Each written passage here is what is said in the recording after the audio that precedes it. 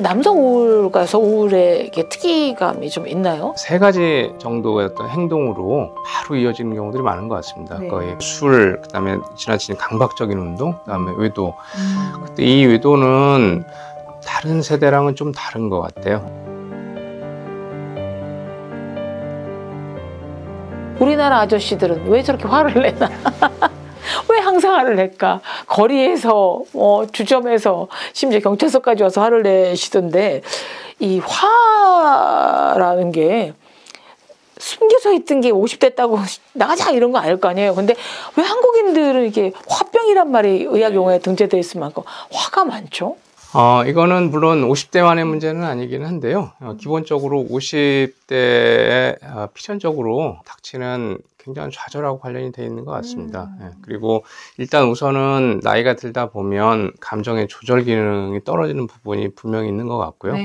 뭐 노기라고 하지 않습니까? 네. 나이 들면서 이렇게 화가 많아지는 거. 네. 저도 사실 50대이기 때문에 저도 화가 자주 나거든요. 별거 아닌 거에. 근데 사소한 거에 나더라고요. 네, 근데 그거는 남들이 보기에 별거 아닌 것처럼 보이는 것 뿐이지. 그렇죠. 네, 그거는 당사자한테는 사실 굉장히 중요한 거죠. 예. 네. 그래서 우선 첫 번째는 말씀드린 이제 그런 조절 기능이 떨어지는 이유가 하나 있고, 그다음에 네. 두 번째는 공식처럼 생각하는 게 모든 화나 분노는 어떤 좌절 그 동전의 앞뒷면이라고 생각하면 뒷면에 앞면이 화라고 생각하면 뒷면에는 좌절감이라고 생각을 하거든요.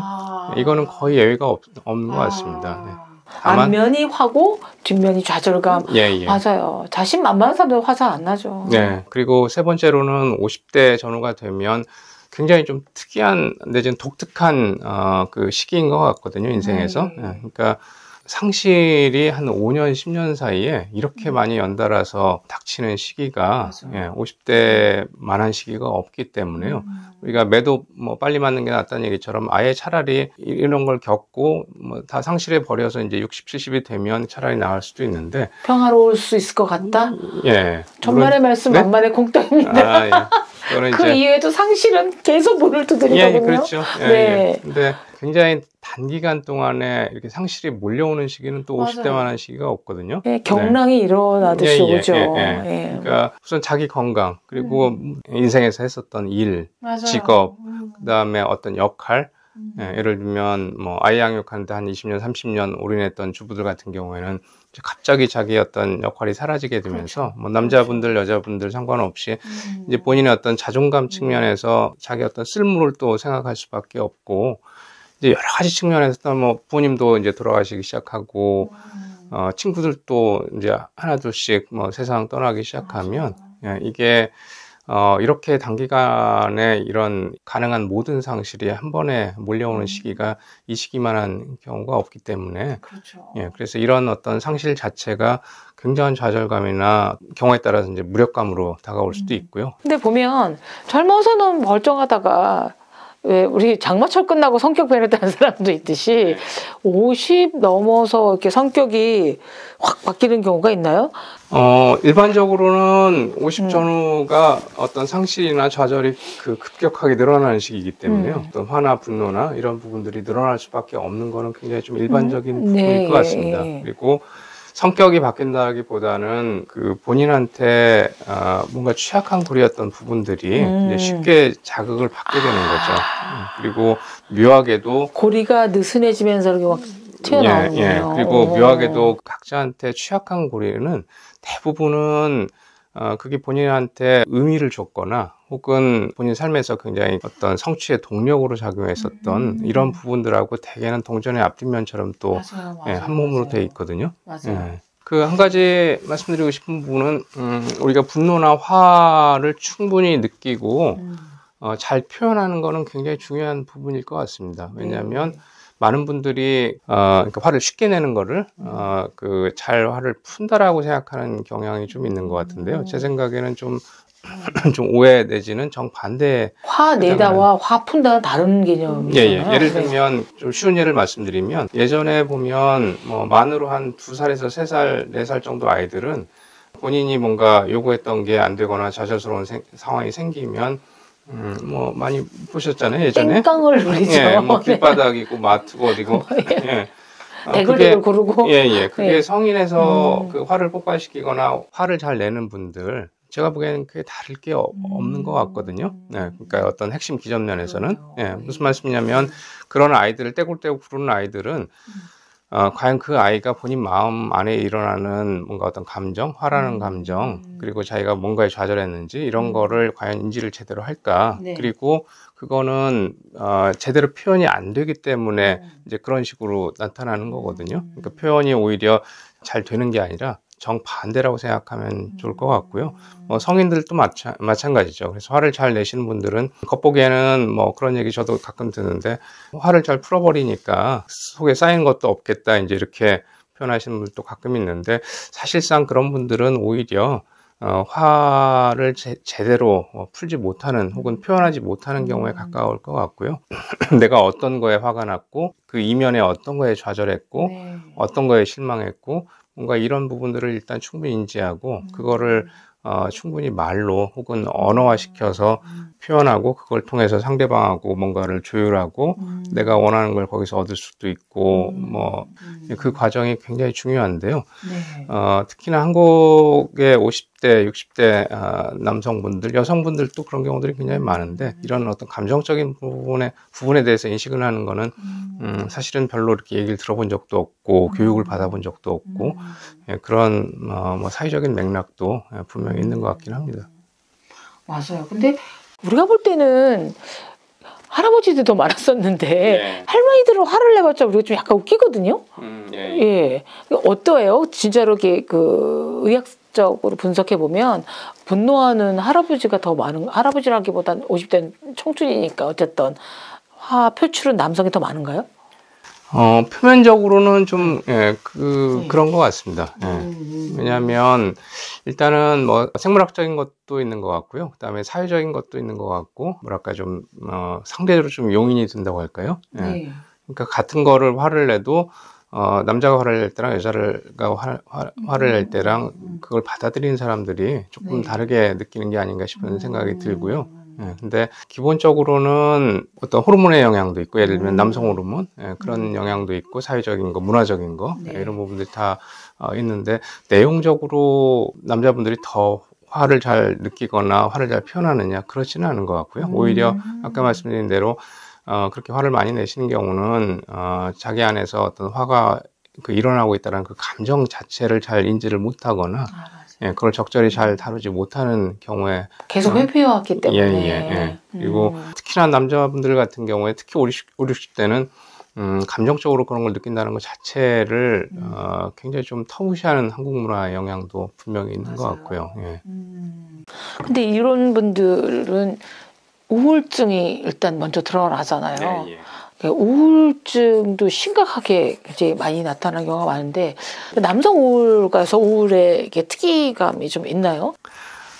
우선은 말씀하신 그런 어떤 이유 측면에서는 겉으로 드러나는 양상은 조금 다르긴 한데요. 다만 핵심적인 거는 자기 자존감 유지하는 데 있어서 어떤 외부적인 일종의 증거에 해당하는 것, 내 자존감을 살려줄 만한, 지켜줄 만한 외부적인 근거나 증거로 삼는 것들이 많아질수록 이게 굉장히 좀 자존감 유지를 하기가 어려울 수밖에 없다라는 부분이 있죠. 그래서 뭐 직장의 승진 혹은 성취 남자분들 같은 경우에는 거기에 이제 많이 매이시는 경우들이 많은데요. 말씀하신 이제 여자분들도 마찬가지긴 하죠. 이게 경우들은 다 다르지만 근데 이런 어떤 외부적인 부분에 많이 기대게 되면 그리고 대개는 그게 잘 작동할 때는 그게 외부적인 거다 내부적인 거다 당사자로서는 되게 구분을 할 생각도 보통은 못 하시게 되죠.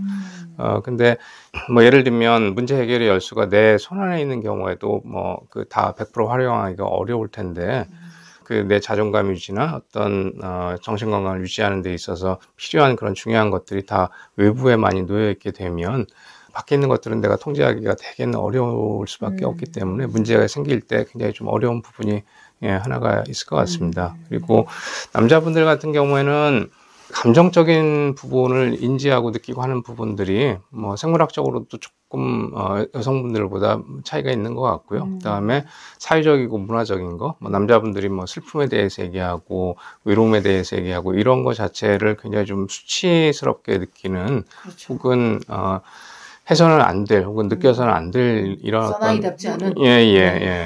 그래서 이런 부분 때문에 중년의 남성분들 우울증은 말 그대로 우울증은 꼭 감정적인 부분만 있는 건 아니거든요. 물론 이제 이름이 우울증이라고 붙어서 그렇긴 하지만, 근데 분명히 어쨌든 핵심은 우울한 감정이 분명히 그 안에 있는데, 여성분들에 비해서 남성분들 같은 경우는 증상으로도 감정 자체가 잘 드러나지는 않는 것 같아요. 많은 경우에. 그러니까 우울한 감정을 본인은 잘 못 느끼고.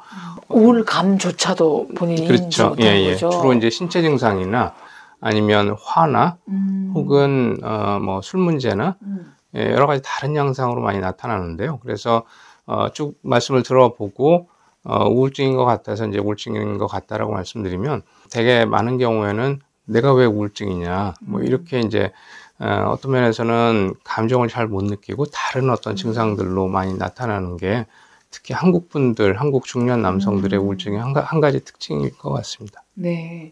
근데 살아보니 물론 인간관계, 주변과의 관계, 격려 이런 거 되게 중요하긴 하지만 정년퇴직을 했는데 자녀가 그동안 수고했어요라는 게 잠시는 위안이 되나.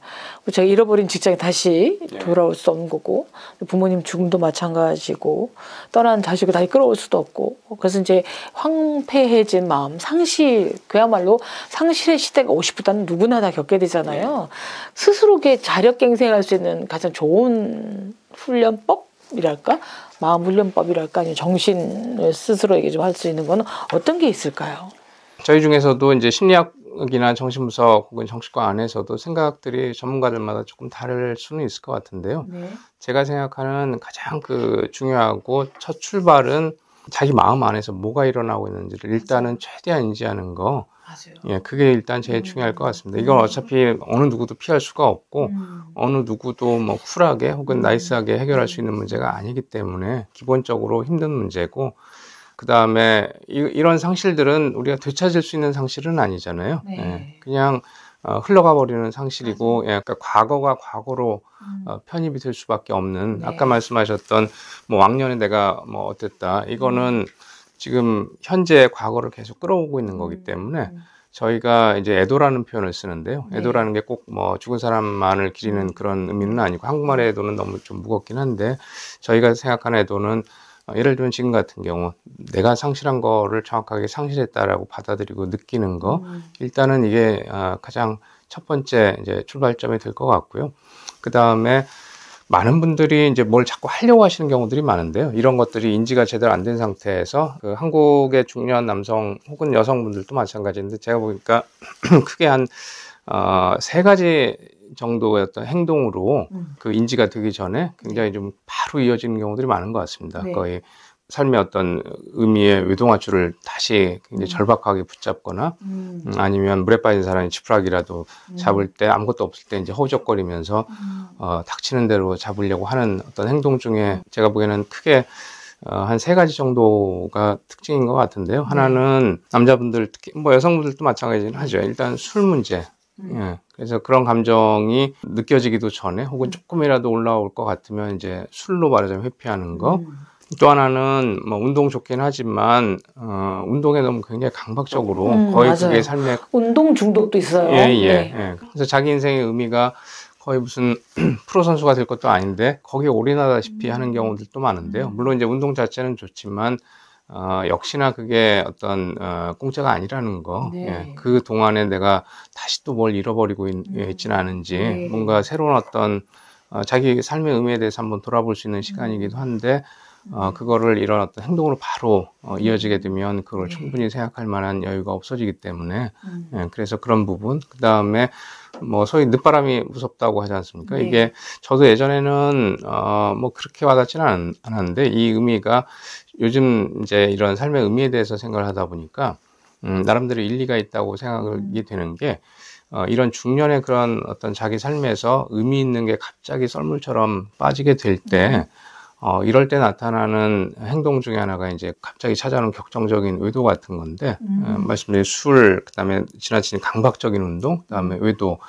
그때 이 외도는 다른 세대랑은 좀 다른 것 같아요. 예, 지금 말씀드린 자기 삶의 의미가 갑자기 빠져나가는 걸 채우기 위해서 어떤 면에서는 일종의 절박한 선택으로, 물론 이제 당사자는 뭐 그걸 선택한다는 생각 잘 못하겠죠. 그냥 감정적으로 바로 와닿아서 그럴 수도 있긴 한데요. 운명이라고 또 합리화를 하죠. 네. 근데 제가 보기엔 많은 경우는 지금 말씀드린 그 삶의 의미의 공백을 채우기 위한 또 다른 어떤 삶의 의동화줄이나 지푸라기 같은 느낌으로 많이 보이기 때문에 그래서 늦바람이 무서울 수밖에 없는 게 이게 이만큼 굉장히 절박한 거기 때문에 무서울 수밖에 없는 거죠. 그래서 이런 어떤 행동들로 뭐가 됐든지 이어지기 전에 자기 안에서 내가 지금 뭐를 상실하고 있고 그다음에 상실은 어차피 고통스럽고 힘든 거거든요. 그거를 마주하지 않으려고 이제 다른 행동을 할 때 이제 그 행동에 따른 어떤 2차적인 또 대가를 더 크게 치를 수도 있기 때문에 그리고 상실은 기본적으로 어차피 슬플 수밖에 없습니다. 충분히 좀 슬퍼하는 것도 그 굉장히 중요한 부분일 것 같습니다. 충분히 애도 기간을 갖고 근데 저는 오늘 강 교수님이랑 대화하면서 일단 본인을 안과 자신과 마주해서 살펴보는 거 필요할 것 같고요.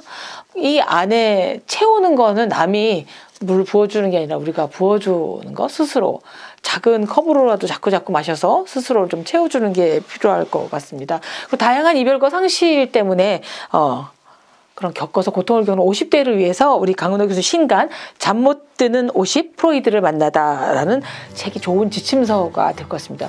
일단 표지가 아주 멋지고요. 내용은 더 아름답습니다. 고정 댓글 안에 구매 링크를 올릴 테니까 혹시라도 읽어보실 분들은 거기 딱 클릭을 하셔서 구입해서 했으면 좋겠고요. 언젠가 저랑 함께 독후감을 나누는 시간도 가졌으면 좋겠습니다. 강은호 교수님 고맙습니다. 네.